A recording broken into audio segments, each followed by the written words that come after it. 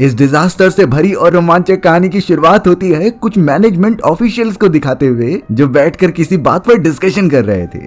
उन सभी में एक ऐसा मेंबर होता है जो कि प्रेसिडेंट बनना चाहता था और वो उसके बहुत क्लोज आ चुका होता है। वो सभी इसीलिए परेशान थे क्योंकि उनकी कंट्री के अंदर कई सारे टेररिस्ट घुस चुके होते हैं और उन्होंने कई सारे लोगों को बंदी भी बना लिया था। अब उनकी मिलिट्री किस तरीके से टेररिस्ट पर अटैक करे और उन लोगों को बचाए ये उन्हें समझ नहीं रहा होता। उस समय पर वो प्रेसिडेंट वाला कैंडिडेट कुछ आइडिया देता है। उसने एक बहुत ही फुल प्रूफ प्लान बनाया लेकिन कोई भी उससे राजी नहीं हो रहा था। फिर जाकर उस कैंडिडेट का एक असिस्टेंट जिसका नाम जैक होता है वो उन सभी को अपने वे में कन्विंस करने लगा। जैक के पास बहुत ही अच्छी कन्विंसिंग एबिलिटी थी। वो किसी भी चीज को इतनी आसानी से बता देता जिससे कि अब सभी लोग उसकी बात मानने लगे। यानी अब उसी प्रेसिडेंट वाले कैंडिडेट की बात मानकर उन टेररिस्ट पर अटैक किया जाएगा। वो कैंडिडेट जैक से बहुत ज्यादा खुश होता है क्योंकि वो हमेशा उसकी मदद किया करता और उसका काम आसान कर देता। हमें तो अब जैक दिखाया जाता है जो कि एक एजेंट था और वो अपनी बेटी मिया के साथ रहा करता था। जैक की बेटी सोशल मीडिया इन्फ्लुएंसर बनना चाहती थी लेकिन जैक चाहता था कि उसे अच्छी खासी स्टडी करनी चाहिए। इससे वो बहुत आगे जाएगी और काफी इनाम कमाएगी। जैक इसीलिए अपनी बेटी मिया को लेकर यूएसए जाने लगा क्योंकि वहाँ उसके अंकल रहा करते थे। वहाँ जाकर मिया बहुत अच्छी तरीके से पढ़ेगी।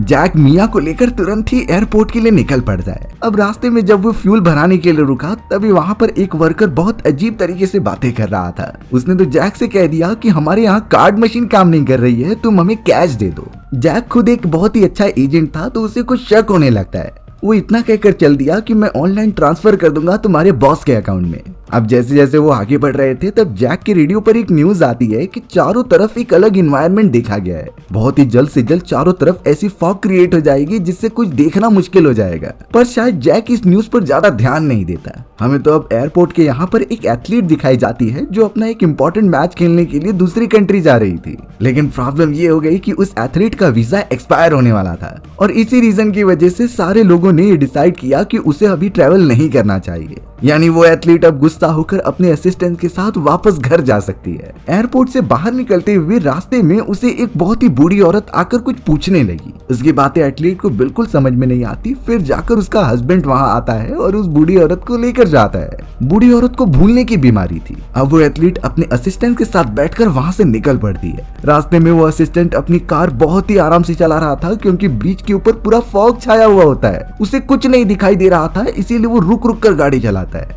बाकी लोगों की भी हालत ऐसी ही होती है। इतना गहरा फॉग जो कि आगे कुछ दिखाई न दे। जैक भी नोटिस करने लगा इन सारी फॉग को और वो भी बड़े सावधानी से चलाता है। तभी अचानक जैक ने नोटिस किया कि अपने साइड से कई सारे मिलिट्री जीप जा रही है और एक जीप के अंदर तो कई खतरनाक कुत्ते भी रखे गए थे। ये कुत्ते बिल्कुल नॉर्मल नहीं लग रहे होते। जैक समझ गया कि इसमें जरूर कुछ गड़बड़ है और आगे कुछ होने वाला है। हमें तो अब एक पागल इन्फ्लुएंसर दिखाया जाता है जो कि गाड़ी में बैठकर उसे स्पीड में चलाते हुए लाइव स्ट्रीमिंग कर रहा था। शायद उसके फॉलोअर्स को इससे बहुत ज्यादा अच्छा लगता था तो वो उनकी ही बताई गई चीजें करता है। अफसोस की बात ये हो गई कि ज्यादा स्पीड में चलाने के कारण उसका एक्सीडेंट हो जाता है और वो एक्सीडेंट इतना बड़ा हो गया कि जो भी कार्स उसमें जा रही थी वो एक दूसरे से टकराते जाती। पहले से फॉग की वजह से उन्हें कुछ दिखाई नहीं देता और अब इतना बड़ा एक्सीडेंट हो चुका है उस ब्रिज के ऊपर। अच्छी बात तो ये हो गई कि जैक और उसकी बेटी मिया को ज्यादा चोट नहीं आई। जैक अब अपनी बेटी को वहीं पर बैठने के लिए बोलकर कुछ मदद मांगने के लिए चला गया। उस जगह पर तो कुछ डॉक्टर्स और मिलिट्री ऑफिशियल भी काफी घायल हो चुके थे। जैक उनकी भी मदद करने लगा पर एक डॉक्टर बताता है कि उस जीप को जाकर चेक करो, उसमें जितने भी कुत्ते हैं वो बाहर नहीं निकलने चाहिए। एक मिलिट्री सोल्जर जब जाकर देख रहा था तो सारे कुत्ते बाहर निकल चुके थे और वो जीप टूट चुकी थी।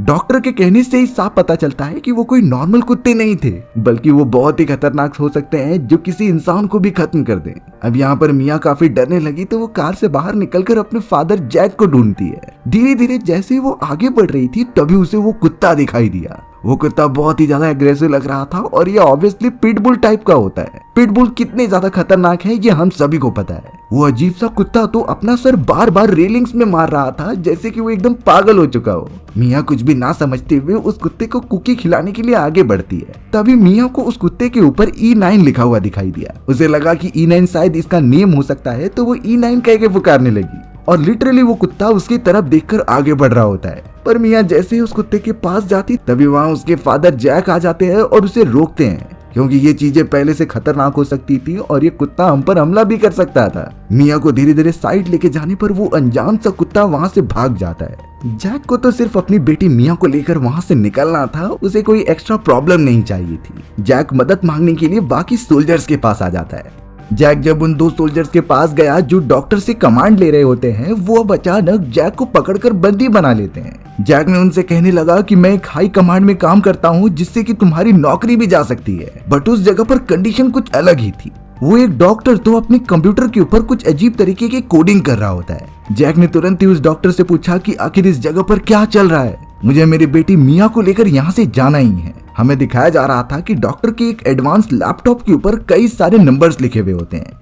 ये नंबर किसी और के नहीं बल्कि वही सारे पिटबुल डॉग्स थे जिन्हें अलग अलग आइडेंटिटी दी गई होती है। यही सारे कुत्ते जो अलग जगह पर फैले हुए होते हैं, वो डॉक्टर उन्हें कंट्रोल करने की कोशिश कर रहा था। डॉक्टर का ये प्लान होता है कि उस कंटेनर के अंदर जो ये सारे कुत्ते थे उसके अंदर ही वापस उन्हें भेज देना। एक सोल्जर भी कंटेनर के पास खड़ा हो जाता है जैसा कि डॉक्टर ने बताया, ताकि वो उन कुत्तों का ध्यान अपनी तरफ खींच सके। यहाँ एक अलग सेंसर का यूज करने पर सारे कमांड दिए जाते हैं और उन कुत्तों को कंटेनर में जाने के लिए कहा जाता है। पिटबुल कुत्तों की पूरी टीम उस सोल्जर के ऊपर अटैक करने लगी, बट सोल्जर ने कई सारे प्रोटेक्टिव शील्ड पहनी हुई थी और इलेक्ट्रिसिटी के झटका देने वाली स्टिक भी मौजूद थी। वो उन्हीं की मदद से सारे कुत्तों को कंटेनर में डालने लगा। बट प्रॉब्लम तब हो जाती है जब वो डॉक्टर बताने लगा कि E9 वाले पिटबुल डॉग को वो कंट्रोल नहीं कर पा रहा है। ऐसा क्यों हो रहा था उसे नहीं समझता। ये E9 डॉग एक फीमेल डॉग थी जो कि शुरुआत में मिली होती है मिया को, और वो चाहती तो उस समय उनके ऊपर हमला करके दोनों को ही खत्म कर सकती थी। फिलहाल E9 कुत्ते को छोड़कर जितने भी कुत्ते वहाँ पर मौजूद होते हैं उन्हें अंदर ले लिया गया था। थोड़े समय में वहाँ मिलिट्री का एक चॉपर आता है जो उन सारे कुत्तों के कंटेनर को वहाँ से लेकर जाना चाहता था। हमें पता चला कि वो पेट्रोल पंप पर काम करने वाला एम्प्लॉई अब यहाँ जैक से पैसे लेने के लिए आ गया है, यानी वो तब से जैक का पीछा ही कर रहा था। उस एम्प्लॉई के पास एक कुत्ता भी होता है, जैसे कि जब वो उस ब्रिज पर लेकर आया तो वो कुत्ता वहाँ से भागने लगा। एम्प्लॉई अपने कुत्ते को बचाने तो जाता है, लेकिन सोल्जर्स ने उसे पकड़ लिया क्योंकि यहाँ से बहुत खतरा हो सकता है। सोल्जर्स जो चॉपर में मौजूद थे उन्होंने कंटेनर को ऊपर उठाना स्टार्ट किया और डॉक्टर को ये रिपोर्ट दी कि E9 कुत्ते को छोड़कर हम बाकियों को लेकर जा रहे हैं। पर उन्हें क्या पता था E9 डॉग अभी भी उस कंटेनर में ही मौजूद है। अचानक अब वो E9 डॉग तुरंत ही चॉपर के अंदर कूद जाता है और जितने भी सोल्जर्स मौजूद होते हैं उन्हें मारने लगता है। चॉपर एकदम आउट ऑफ कंट्रोल हो गई, जिससे कि वो कंटेनर भी नीचे गिर गया और अब वो सारे कुत्ते जो कंटेनर में मौजूद थे उनकी भी चिप खराब हो जाती है, यानी कि अब वो डॉक्टर के कंट्रोल में बिल्कुल नहीं रहेंगे। सभी वहां से बाहर निकल जाते हैं और जितने भी लोग ब्रिज के ऊपर मौजूद है वो उनको टारगेट बना ले रहे थे, यानी इन सभी को मारना उन कुत्तों का मिशन है। देखते ही देखते अब कई लोगों पर वो कूद कूद कर हमला करके काटने लगी और एक ही बार उनका काफी था लोगों को मारने के लिए। डॉक्टर अपने सोल्जर्स को दिखा रहा होता है कि वो किस तरीके से किसी को नहीं कंट्रोल कर पा रहा। उसके लैपटॉप पर एरर शो कर रहा होता है। अब तो एक कुत्ता डायरेक्टली डॉक्टर के ऊपर भी हमला करने लगा, पर डॉक्टर उस लैपटॉप को फेंक देता है। अच्छा हुआ जैक उस जगह पर मौजूद था जिसने डॉक्टर की मदद की और दूसरी तरफ लेकर आया। डॉक्टर ने तो जैक को प्रोजेक्ट साइलेंस नाम के बारे में बताया होता है, जिसकी डीप इंफॉर्मेशन वो प्रोवाइड तो नहीं करता, सिर्फ वो वहाँ से डरकर भागने लगता है। जैक किसी भी तरीके से अपनी बेटी मिया के पास पहुंचता है उसकी अच्छे से सुरक्षा करने के लिए। जैक अपनी बेटी मिया और उस डॉक्टर को लेकर कार से बाहर निकलने का ट्राई तो करता है, लेकिन उस ब्रिज की चारों तरफ आग लग चुकी थी। वो फ्यूल पंप वाला एम्प्लॉय भी अपने डॉग को लेकर वहां से भाग रहा होता है, जिसकी मदद जैक ने की और अपनी गाड़ी की डिक्की ओपन कर दी। इस मोमेंट पर जैक डॉक्टर से पूछने लगा कि आखिर ये साइलेंट प्रोजेक्ट है क्या। तब जाकर वो डॉक्टर सच्चाई बताता है कि हमने इन सारे डॉग्स को लेबोरेटरी में बनाया है। इन सभी का यूज हमारे डेली रूटीन के काम में किया जाने वाला था और एक तरीके से ये नॉर्मल डॉग से काफी इंटेलिजेंट होते हैं। बट ये प्रोजेक्ट काफी अच्छा लगा दूसरे कंट्रीज को। उन्होंने हमें बहुत सारे पैसे प्रोवाइड किए, लेकिन वो चाहते थे कि इन डॉग्स को और ज्यादा एग्रेसिव और ताकतवर बनाया जाए, क्योंकि वो इनका यूज इंसानों के बदले वॉर में करना चाहते थे। इन डॉग्स में इतनी एबिलिटी तो है कि ये किसी भी इंसान को मार सकते हैं। पैसों के चक्कर में उन्होंने ये एक्सपेरिमेंट किया और डॉग्स को क्रिएट भी करना स्टार्ट कर दिया था। बट एक समय के बाद ये डॉग्स आउट ऑफ कंट्रोल हो गए। वो इतनी बुरी तरीके से लोगों को मार रहे थे कि इस मिलिट्री ने डिसाइड किया कि इन्हें खत्म कर दिया जाए। इसीलिए इस मोमेंट पर वो उन सारे कुत्तों को मारने ही जा रहे थे, लेकिन उनका एक्सीडेंट हो गया और अब ये बहुत ही खतरनाक कुत्ते चारों तरफ फैल चुके हैं जो डॉक्टर के भी कंट्रोल में नहीं आ रहे। उस ब्रिज के ऊपर कई सारे लोग भी फंसे हुए थे जो एक बस के अंदर चले जाते हैं और वहीं छुपे रहने का डिसाइड करते हैं। अब तो वो मिलिट्री का बड़ा सा चॉपर जो पूरा जल चुका था वो ब्रिज के ऊपर बहुत तेजी से गिरता है। इस पूरी चीज की वजह से ब्रिज बहुत कमजोर हो गई और सीधा बीच में से टूट जाती है। यानी उन सभी का यहाँ से भागने का भी प्लान एकदम बेकार हो गया। जैक तो अपने सिक्योरिटी डिपार्टमेंट में कॉल करता है और अपने बॉस को इस कंडीशन के बारे में सब कुछ बता देता है। जैक के बॉस को भी इस बारे में पता था, तो इसीलिए वो उनकी मदद करने के लिए सिक्योरिटी टीम भेज रहे थे। बट ब्रिज के ऊपर उन्हें सावधान रहना पड़ेगा क्योंकि मिलिट्री फोर्सेस की गाड़ियों में कई सारी गैसेस मौजूद थी। जरा सा भी धमाका हुआ तो वो ब्लास्ट हो जाएंगी। जैक भी अब तुरंत ही चला गया वहां पर जितने भी लोग थे उन्हें सावधान करने के लिए। और तो और बस में जितने भी लोग मौजूद होते हैं उन्हें वो बताता है कि वो सिक्योरिटी डिपार्टमेंट से है, हमारी मदद करने के लिए सिक्योरिटी ऑफिसर्स यहाँ पर आ रहे हैं, सिर्फ उन्हें उन सारे कुत्तों से बचकर रहना पड़ेगा। उन सभी को बिल्कुल ना डराने के लिए जैक ने ये कह दिया होता है कि उन कुत्तों को कुछ बीमारी है और वो बिल्कुल नहीं चाहते कि ये बीमारी दूसरों में फैले। थोड़े समय के अंदर वहाँ सिक्योरिटी टीम भी आ गई होती है जो धीरे धीरे उन कुत्तों को मारने के लिए आगे बढ़ी, पर उन्हें वहाँ पर कुछ दिखाई नहीं देता। वो तो जैक से भी मिल रही थी और बाकी लोगों को एक सेफ जगह पर लाने का प्लान भी बनाती है, पर जैक के पूछने पर वो कहने लगी कि उन्हें तो कोई भी कुत्ते नहीं दिखाई दिए, शायद वो यहाँ से कहीं दूर चले गए हैं। अब डॉक्टर को शक होने लगा कि कुत्ते ऐसा बिल्कुल भी नहीं करते, उन्होंने जो टारगेट सेट कर लिया है उसे किसी भी हालत में खत्म करके ही रहेंगे। अब जैसे ही वो सिक्योरिटी ऑफिसर्स सभी को बाहर निकालते हैं और वहाँ से दूर लेके जाने लगते हैं, तब पता चला कि वही कुत्ते अब उनके ऊपर छुपकर हमला करने लगे हैं। सिक्योरिटी ऑफिसर्स के पास गन भी मौजूद थी, लेकिन उन्हें गन फायर करने का टाइम ही नहीं मिलता।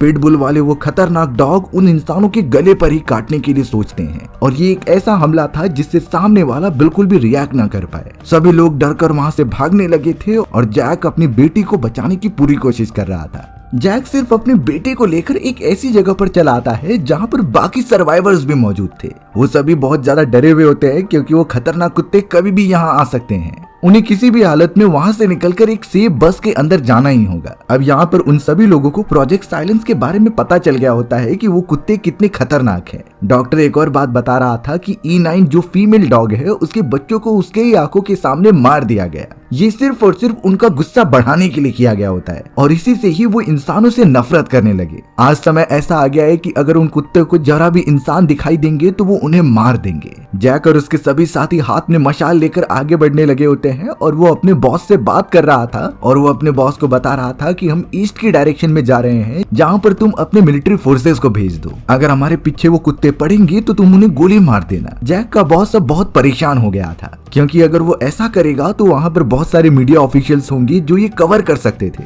और उन्हें पता चल जाएगा कि ये प्रोजेक्ट साइलेंस उनका ही किया धरा है। फिर वो कभी भी शायद प्रेसिडेंट नहीं बन पाएगा। कई सारे कुत्ते अब यहाँ जैक और उसके साथियों पर हमला करने के लिए आते हैं, पर उनके हाथों में जलती हुई मशाल थी। उस फ्यूल एम्प्लॉई ने तो अपने मुंह में पेट्रोल डाला और आग के ऊपर फेंक दिया, जिससे एक बड़ा सा धमाका होता है और इस रोशनी को देखकर कुत्ते पीछे हट गए। वो सभी अब एक बस के अंदर आ चुके होते हैं, पर जैक एकदम डिसअपॉइंटेड था क्योंकि जो सोल्जर्स यहाँ होने चाहिए थे वो मौजूद ही नहीं है। ये सब इस वजह से होता है क्योंकि जैक के बॉस ने अपने आदमियों को मना कर दिया वहाँ से जाने पर। वो सिर्फ और सिर्फ अपने प्रेसिडेंट बनने के लिए देख रहा था। अब जैक की बेटी मिया एक प्लान बताती है कि हमें उन कुत्तों को इसी बस में फंसा देना चाहिए, यानी जब कुत्ते अंदर घुसेंगे तो वो बस के दूसरी तरफ से निकलते हुए उन्हें यहाँ फंसा देंगे। थोड़े समय के लिए वो बस के निचले वाले हिस्से में चले जाते हैं। दरवाजा ओपन करने पर कई सारे कुत्ते बस के अंदर घुस रहे होते हैं और अब बड़ी चालाकी से उस दरवाजे को बंद कर दिया गया। बाकी सब बस के दूसरे रास्ते से बाहर निकल रहे होते हैं, लेकिन पता चला कि एक बूढ़ी लेडी मर चुकी है। उसका हस्बैंड अपने वाइफ के साथ ही रहने का डिसाइड कर रहा था। अब तो वो सारे खतरनाक कुत्ते भी नीचे वाले रास्ते को खोदते हुए बाहर निकल रहे होते हैं। उस आदमी ने उन्हें जाने के लिए कहा तो जैक अपनी बेटी और सभी को लेकर वहाँ से निकल जाता है। बेचारा वो आदमी वहीं पर कुत्तों द्वारा मारा गया। डॉक्टर ने भी साफ बता दिया कि तुम्हारा बॉस अब तुम्हारी मदद करने बिल्कुल नहीं आने वाला। कई कोशिश करने के बाद डॉक्टर को उसका लैपटॉप मिल जाता है और वो जैक से बताने लगा कि वो उन कुत्तों को कंट्रोल कर सकता है, लेकिन इसके लिए उन्हें एक टारगेट बनाना पड़ेगा। बहुत सोचने के बाद जैक डिसाइड करता है कि वो एक कंटेनर में चला जाएगा और फिर डॉक्टर उसे टारगेट बना सकता है जिससे सारे कुत्ते उसकी तरफ अट्रैक्ट होंगे। एम्प्लॉय की भी चाबी उस बस के अंदर थी तो वो वहाँ से सभी को निकाल पाएगा। इसमें जैक की जान भी जा सकती थी, लेकिन वो ये करने के लिए रेडी होता है। वो एथलीट जो उस जगह पर मौजूद थी वो गोल्फ खेलकर उस बस की खिड़कियों को तोड़ती है, जिससे कि अब कुत्ते बाहर निकलने लगे। सभी एक साथ आकर तुरंत ही उस केज के ऊपर हमला करते हैं जिसमें जैक मौजूद था। वो एम्प्लॉय अब चोरी चुपके बस के अंदर जाकर अपनी चाबी निकाल लेता है, पर उसे ये नहीं आइडिया कि E9 भी अभी वहीं पर मौजूद थी। एम्प्लॉय बहुत ही तेजी से चाबी को लेकर वहां से भागने लगा, पर E9 उस एम्प्लॉय को काटने के बदले उस डॉक्टर को मारने लगी होती है, क्योंकि इसी ने ही उसके छोटे बच्चों को खत्म किया था। अब प्रॉब्लम इतनी बढ़ गई कि वहां बड़े बड़े धमाके होने लगी, जिससे कि ब्रिज एकदम टूटने लगी होती है। जैक जिस केज के अंदर था उसके साथ साथ कुत्ते भी पानी के अंदर गिरने लगे। E9 भी अब उनकी मदद करने के लिए वहां पर चली गई। वो एम्प्लॉय अब अपने टोइंग मशीन को यूज करते हुए आगे बढ़ रहा था, पर मिया ने अपने फादर को बचाने के लिए उसके केज से हुक लगा दिया। वो एम्प्लॉय टोइंग मशीन से जैक को ऊपर खींच रहा था और लगातार आगे लेकर चला गया। ब्रिज धीरे धीरे टूटती ही जा रही थी। E9 के साथ साथ सारे कुत्ते पानी के अंदर गिर जाते हैं और वहीं पर बह जाते हैं। बट अब प्रॉब्लम सॉल्व हो चुकी थी कि कोई भी कुत्ता बचा नहीं। थोड़े समय बाद वहां पर हमें मीडिया ऑफिशियल्स दिखाए गए जो इस पूरी न्यूज को कवर करने आए थे। उस जगह पे तो जैक का बॉस भी आता है, जिससे कि जैक ने पंच मार दिया। डॉक्टर अब मीडिया ऑफिशियल्स को पूरा सच बता देते हैं, यानी कि उस प्रोजेक्ट साइलेंस के बारे में। अब बात क्लियर थी कि जैक के बॉस को प्रेसिडेंट नहीं बनने दिया जाएगा। वो वहां से चला तो जाता है, पर हमें नदी के किनारे E9 जिंदा दिखाई गई अपने एक बच्चे को लेकर। उसकी आंखों में एक अजीब सी शांति दिखाई दे रही थी। शायद उसका गुस्सा खत्म हो चुका होगा इंसानों के प्रति। और हमारी भी ये कहानी यहीं पर खत्म हो गई। सो व्यूअर्स, आपको ये स्टोरी कैसी लगी कमेंट सेक्शन में बताना भूलना मत। और अगर आपको मेरा एक्सप्लेनेशन 1% भी अच्छा लगा होगा ना, तो वीडियो को लाइक एंड चैनल को सब्सक्राइब जरूर कर देना। मिलते हैं अपनी इसी तरीके की मजेदार वीडियोस में, तब तक के लिए बाय बाय।